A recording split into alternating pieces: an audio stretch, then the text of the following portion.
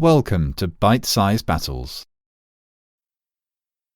In the crisp early morning hours of the 21st of September 1776, a devastating and wind-whipped fire ravaged much of Manhattan, New York. 1,000 buildings were destroyed. But more importantly for a young Nathan Hale, the British were now on high alert for a suspected enemy arsonist. New York was the headquarters of the British war effort during the American Revolution. Its port a feverish hub of ships constantly unloading men and supplies. Its city full of the redcoats of the British Army. Nathan Hale had been sent there by George Washington himself, the commander of the American Continental Army. Washington was desperate to know what the British were planning. Everything, he said, depends upon obtaining intelligence of the enemy's motions. Hale was an enthusiastic and patriotic captain and volunteered to go. But he had zero spying experience and no real guile either. He was also a conspicuously tall man with a very noticeable, memorable scar on his face from a gunpowder accident. Despite the scar, according to one of Hale's friends, all the girls in New Haven were in love with him. He was, it said, very good looking and very noticeable. That inability to blend with the background, his lack of guile, and the attention the heightened alert the fire had brought, combined to deadly effect. While he was trying to escape New York, Hale continued asking questions too obviously and too loudly, and he caught the attention of a pock-faced, bulgy-eyed British major called Robert Rogers. Suspicions raised, Rogers had him arrested and found sketches of British fortifications and a host of notes on British troop strength in the sole of Hale's shoe. Hale had used an ingenious code to encrypt them, Latin, and cracking that code took the British all of 3 seconds. Sadly for Hale, he was hanged without trial as a spy the next morning. Hale went to his death with great dignity and composure, and like a true American patriot. His last words were, "I only regret that I have but one life to lose for my country." But Hale's execution hit George Washington hard. He felt responsible for the enthusiastic 21-year-old's death, but still ached for the intelligence he needed to win the war. This was the point that Washington conceived the United States' first professional spy network. No longer would untrained amateur spies be thrown to the wolves while attempting to penetrate enemy lines on single-mission scouts. Instead, a small group of trusted patriots would be carefully selected for their ability to live quietly behind British lines, to deceive and charm, and to smuggle messages back to Washington. This group lived inside New York for years, right under the noses of the British. This is the story of how their contribution to the American war effort was so great that it's possible that without them, there wouldn't be a United States to this day. Welcome to the 3rd episode of Secret Warfare, the Culper Ring. Washington's pick to lead this new intelligence organisation was a young cavalry officer named Benjamin Talmadge. Joining him was a farmer, Abraham Woodhull, a merchant named Robert Townsend, tavern keeper Austin Rowe, ferryman Caleb Brewster, the wife of a Long Island judge, Anna Strong, and a mysterious final member we know only as Agent 355. Part of the strength of this spy ring was that it never required anyone to do anything out of the ordinary. They all simply went about their everyday business and spied or passed messages as they did so. It was the perfect cover. Rowe acted as courier, passing messages between members on his daily rounds of buying supplies for his tavern. He bought many of those supplies, for example, from the goods store owned by Townsend. Townsend collected reports from other members, which he then stuffed into Rowe's shopping.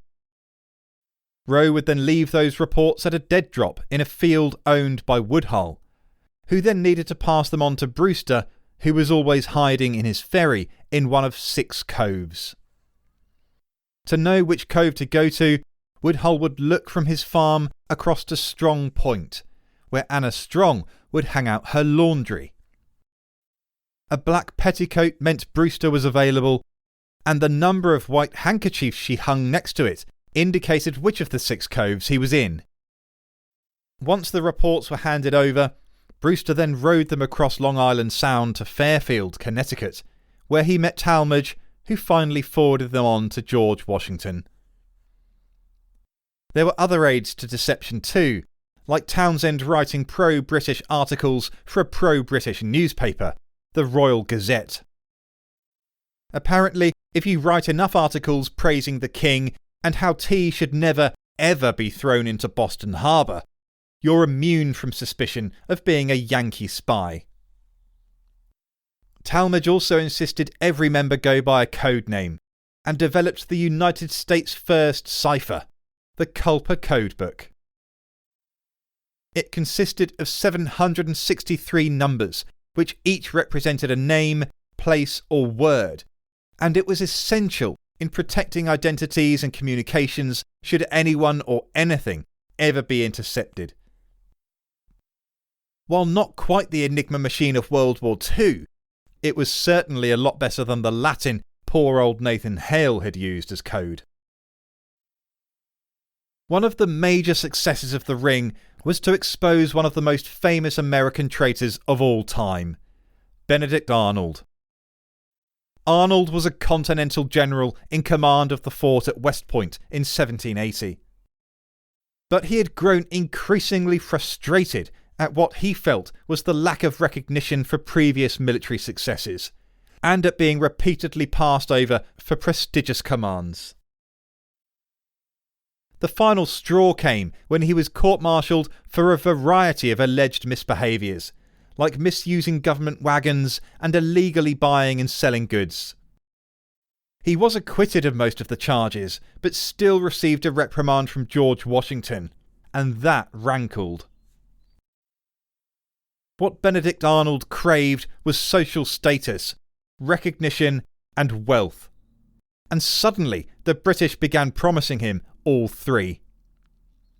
Incensed by his reprimand, Arnold struck up a correspondence with the head of the British Secret Service in the colonies, Major John Andre.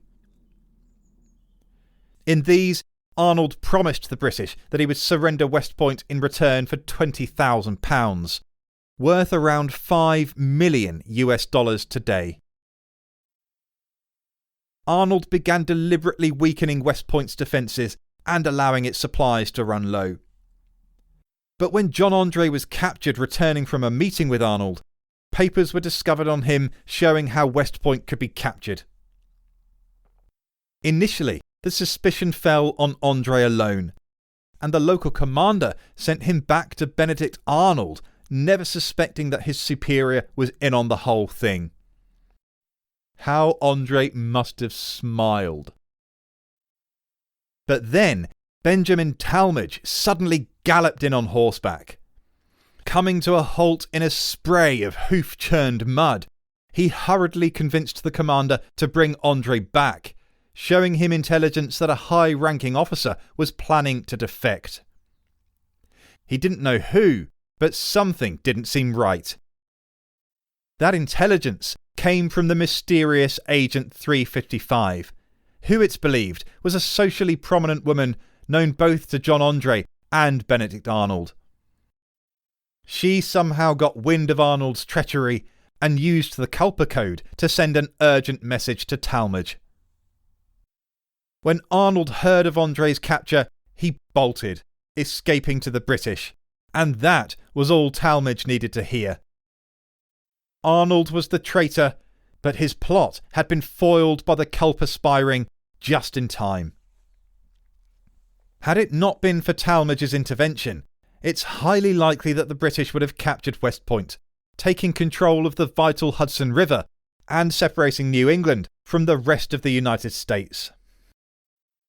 It's impossible to know for sure what that division would have meant in the long run, but George Washington called the fort the most important post in America.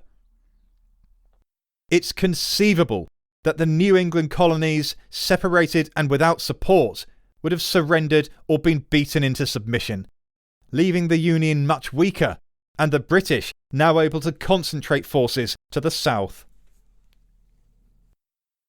Another incalculable achievement of the Culper Ring was to warn George Washington of the imminent British surprise attack on the newly arrived French forces under General Rochambeau.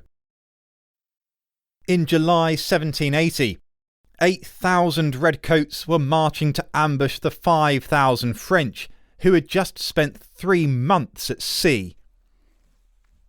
Exhausted, unsettled and lacking fortifications, the outnumbered French were sitting ducks to the battle-hardened British.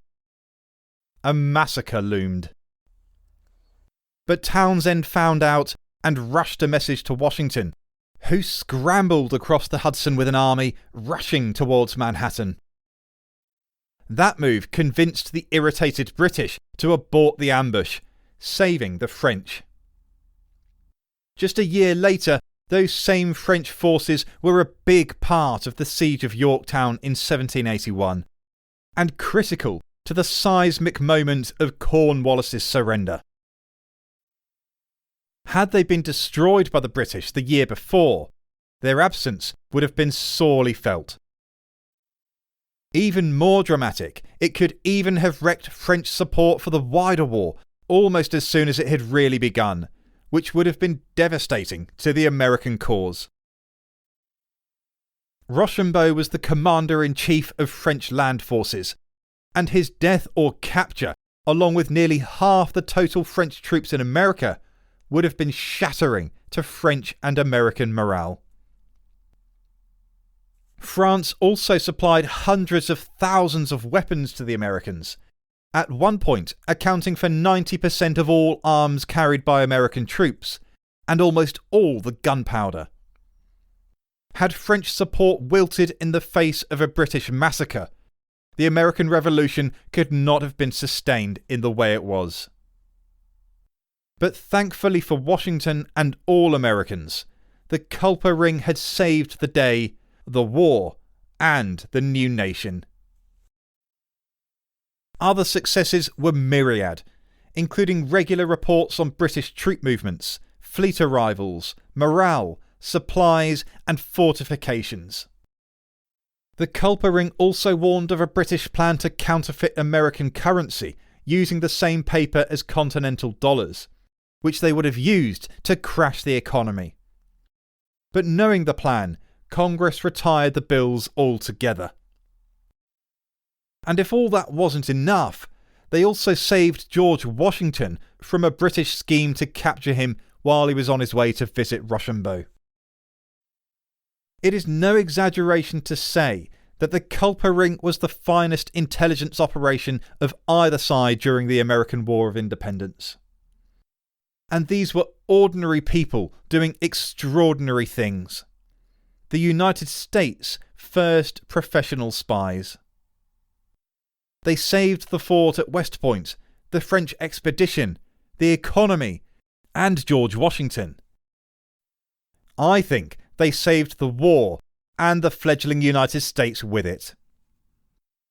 Had the Culper Ring not existed, or indeed failed, it's simply jaw-dropping to think what this might have meant for world history from that point on.